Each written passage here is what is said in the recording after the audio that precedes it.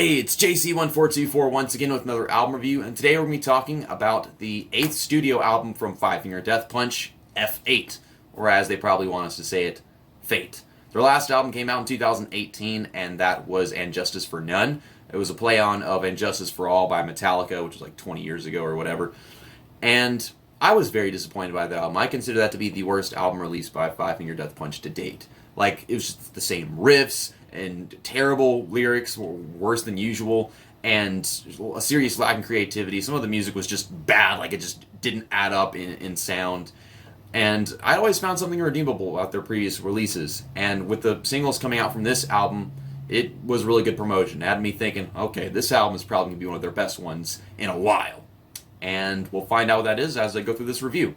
The opening track is a title track, F8, and it's also an intro track, and it goes into the second track, which is Inside Out. Now, to start it off, there's this symphony that reminds me of Awake and Alive by Skillet, which I think that album came out in like 2008, maybe. It was like 12 years ago. And if you know what I'm talking about, it's got this violin in there, and it sticks around, and then it comes into Inside Out on this track, and it's got this badass rolling riff as the drums just burst in, and then Ivan Moody prevails through deception, as he says he's had enough, and he is done. The chorus has this really punchy melody, the bridge is filled with artistic percussion and some soft vocals, and then the guitar solo has just such good finesse, and this was the lead single. I stand alone. Guess I knew it all along. Yes, I knew that you were wrong. How you left when... Also, you might start to notice with this album review in particular that I'm spending time looking at the computer screen and the camera instead of just looking at the camera the whole time. Reason why is because previously it would drive me mentally insane just trying to memorize all those notes and then finally nail saying it perfectly and make it seem as if it came off the top of my head whenever in reality I had to just sit here and say it over and over again and make a 3-hour recording process. I've enjoyed this experience much more if I can just sit here, look at what I've written down, and talk to you guys like a human being. I'm no fucking genius. I might decrease the quality of the video, I don't freaking know, but I don't care. Track 3 is Full Circle. I believe this was a follow-up single, and it was your next self-esteemed Fuck the World song of the album, and Five Finger Death Punch, they really do have a lot of those. There's less of them than usual on this one. It isn't nearly as captivating as Generation Dead, which was my favorite song from their album American Capitalist, which came out, I think, 9 years ago. It's my favorite Five Finger Death Punch song ever, and it's got some true musicianship and lots of passion. And this song, I can say the same about, just not exactly as much. It's nowhere near that tier. The production is excellent. The guitar and drums just go ballistic. But, I mean, this is Five Finger Death Punch, so usually that happens. On some songs, they kind of mellow it out. And it kind of follows the exact same formula as the previous track. So it's kind of a takeaway as far as the musical experience goes. I know I'm never gonna change the world. Track 4 is Living the Dream, and like I said, this was another one of those singles, and it's the third actual song on the album. It's slow burning metal, it's got some really deep bass, some questionably creative lyrics though, because they are trendy, but in a sarcastic way, and me in particular, I do admire that. I know it's mainstream, but I like the direction they go with it. There's a soft pre-chorus, and it goes into a really aggressive hook. The hook and bridge carry more velocity than usual due to the dynamic and the tempo that the song carries. 'Cause I'm just tired, man. I'm a ghost within a shell. Take a look around. Just look around. Track 5 is a little bit off, and this song just recently got a music video as I'm recording this. I don't know why. I'm guessing they're starting to play it on the radio, and it's a single after the release of the album. This is like the worst song on the album. I hate this song. Well, not exactly. It's just, it ruins the flow of everything. The lyrics are a little bit off, and they're very repetitive. The passive-aggressive tone that Ivan sings with here is a little bit off whenever it's paired next to his acoustic guitar, that it just doesn't work. There are so many distortions going on in the background that even the ambient sounds a little bit off. And Ivan Moody, of all the names the singer could have for a song like this, he's just basically singing about how he feels a little bit off today. I don't know why they didn't just name the song Moody. I think I would like it more if it had a pun there, but no. I'm a little pissed off today, and there ain't nothing you can do about it. Turning things back in a better direction, finally, is track 6, Bottom of the Top. Although the concept of the song really it fucks around with my ability to enjoy it, I gotta tell you that much. It begins with a regular aggressive intro until the drums, they just break it down, something that Five Finger Death Punch has been doing since their very first album. Many of the lyrics in this song are just dumb. Like, they make no sense, or they're just yelled to express a feeling, and it doesn't even successfully do that. He's singing about how he isn't good enough for anyone, yet even if he was, he probably wouldn't benefit from it to begin with. But the vocal patterns are relentless and unique. Ivan, he comes in and he just bulldozes the ending of this one. Are you not entertained? Long live the fallen idols! Track 7 is To Be Alone, and I've got to say this is one of my favorite songs on the entire album. It's definitely one that I plan to save to my phone after I get all of this stuff out of the way. But it's got even more wonderful guitar production than the tracks I mentioned earlier on. The vocal delivery in the verses is very catchy. The chorus, it has beautiful harmonies, just like the ones from Coming Down and If I Fall, which were both tracks on American Capitalist, like I mentioned a while ago. The drums, they do what they gotta do, but the guitar, it just eventually steals the show, and I really love whenever guitar is played, and they really do what they gotta do with it. The song expresses the satisfaction of what comes around going around, so it's a good karma song. It's no Had Enough by Breaking Benjamin. I love that song. That's such a badass song. But a good song is a good song. Is there no means to an end? So tell me, how does it feel to know no one is coming? Track 8 is Mother May I, Tick Tock. It's a song about impatience with change, be it past, present, or future. I don't know if I like this song. I can't say I dislike it, so I don't know. Maybe I'm just kind of on a medium here. But some of these lyrics are fucking dumb. And then others are really good, so I don't know. There's this clock ticking in the background, and it's just for the sake of irony, so I don't know how I feel about that. Like, I don't know if I hate it, but it's just there. But the only thing impressive about the guitars here on this song is that there's this something going on, like, way in the background. It's not forefront, but it's there, and it does sound kind of cool if you catch it. The singing is decent here, but it is kind of whiny. Death is a term that they use to describe something they can't accept because it comes with a price. Tick-tock. The 9th track on here is Darkness Settles In. And I'm not entirely sure if I want to save this song to my phone or not after I get all this stuff out of the way. But it's a really good song. I would totally enjoy it if it came up on shuffle. But it's like, whenever you're listening to the album, it's less enjoyable just because you've already heard so much other stuff before it. So you want to hear something new, something completely different, and something that really grabs your attention. The intro has a crisp acoustic guitar, there's a well-balanced bass beat in the background, and lyrics that just do a great job painting the picture. And it's kind of about being at a point where he just can't drink his pain away anymore. And you really get that experience whenever the guitar chords, they just come in, and it's so powerful. Now, it is a bit predictable, but it's not at all bad.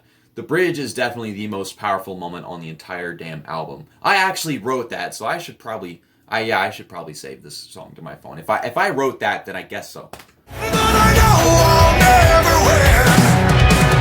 Waiting for someone to save me, but everyone just runs. Avenged Sevenfold, Bullet for My Valentine, Linkin Park, Nickelback. There are so many artists that you can name that have a song that's like, this means war, or this is war, and whatever. And well, that's what this song is. Track 10, This Is War.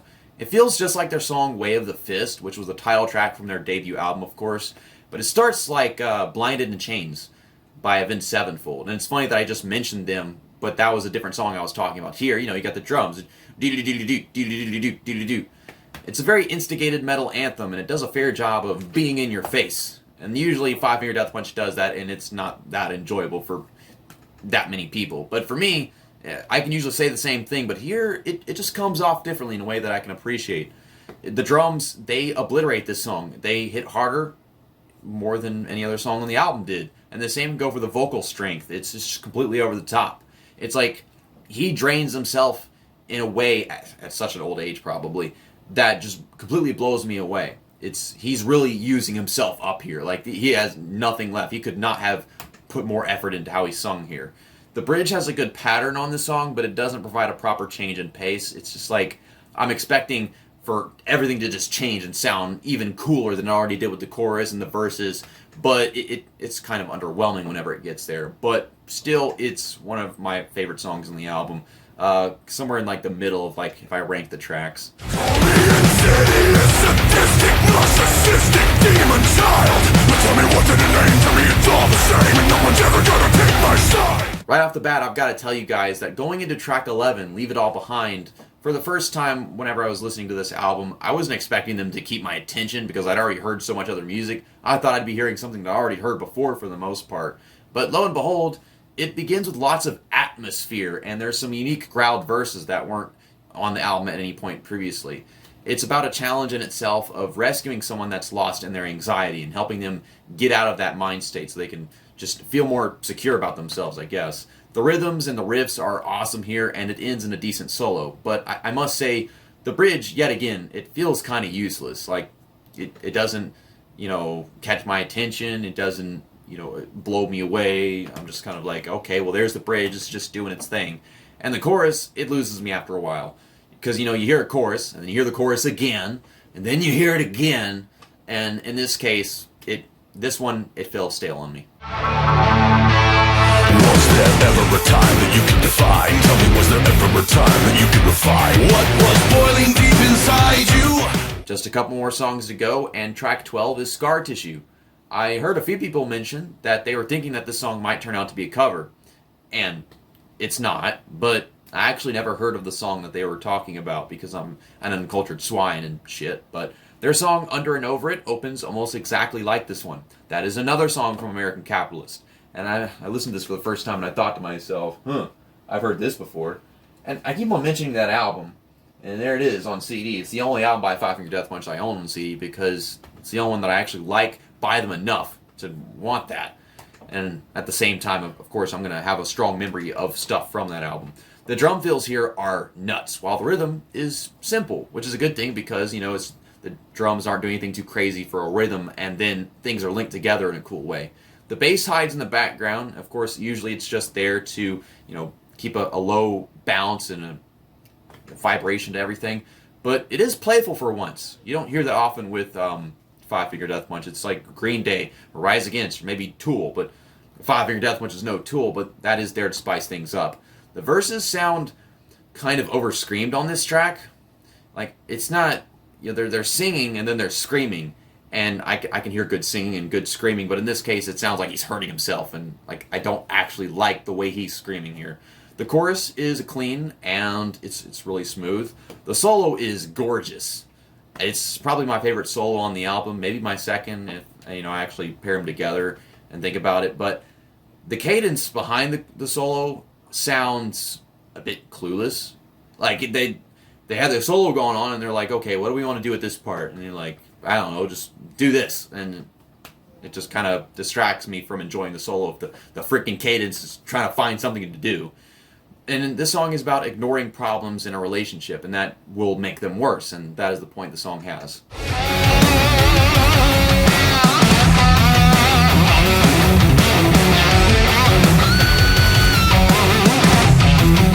The final song on this album is Brighter Side of Grey, and this is my favorite song on the album, for sure. It's also one of my favorite songs of the year still. Usually, I can say that about a Five Finger Death Punch song, it's like at the bottom of the list, or in the honorable mentions where it's not even, even there to listen to for me when I pick the playlist. But yes, this one's still pretty high up after like 3 or 4 months, which is exactly how late this album review is, by the way.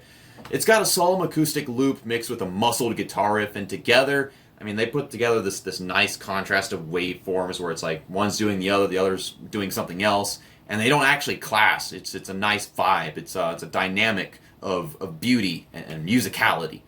The lyrics, they do the same thing. They're sad, happy, I guess sappy, but I don't have a problem with it because it's like, if I'm not here tomorrow, then at least you'll have this message to know, it's okay, reassuring. And it's sung with lots of emotion, hitting low tones and peak high tones with his voice. And because of everything before, you hadn't heard a song like this during the album, And this song, if it's like my favorite, it really does give a nice impression, a nice send-off of the album, especially for me. I don't know how many people think this is their favorite song from the album. You know, all the metalheads probably pick something that's way more aggressive. But I mean, at one point you get to the bridge, and the guitar solo and the acoustic guitar, they're making a beauty out of it, and then it just gets hard, and it's like, oh god, just take it, and then wham, the final chorus, and lots of energy, and that probably didn't sound appropriate with the way I was describing it, but you get the point. Well, that's my thoughts on Five Finger Death Punch's 8th studio album, F8, or Fate, as it is read. My final score is an 87%, which is not a B- or a B+, it's just a regular B. And for people that, like rock music, and they were looking forward to this album after hearing the singles, and they heard it, I think that's like the best way to describe it, because I considered And Justice for None, which was so forgettable that I had to take 5 seconds to think about the name of it, I gave that like a D, or a C-. And this is a B. And I guess it's a nice comparison between the two, because this is my favorite album by Five Finger Death Punch probably since Wrong Side of Heaven, Righteous Side of Hell, Volume 1. Volume 2 was like an immediate change to everything being mainstream. And that's kind of how I've been feeling about Five Finger Death Punch lately. So I guess there's like 3 songs on this album that I would definitely like to save to my library. Of course, this one, To Be Alone, and Darkness Settles In, which, Brighter Side of Grey and To Be Alone, I give 10 out of 10s. Darkness Settles In, it does sound a little bit predictable, so I call that a 9 out of 10. And, I get these ratings from, different stuff out of 10, and then I just average it. So, it's just a freaking number, but the letter grade, is just, the overall picture for me. See you next time. That's that. And album review over.